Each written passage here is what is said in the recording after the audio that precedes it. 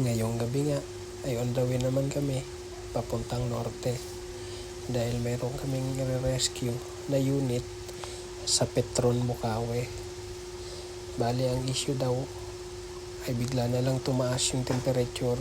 Sabi ni client, nung unang biyahe pa lang nila ay okay naman.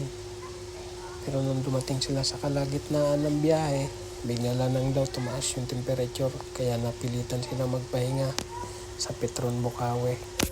Tinatanong ako ni client kung ano daw yung possible issue.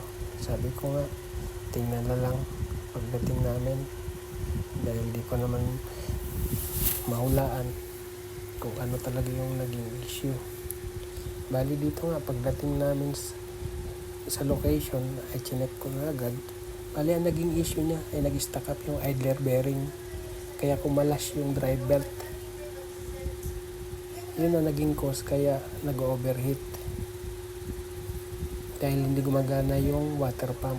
After nga namin makabit, ito na, pinaandar na namin para maobserbahan kung kakalas pa ba.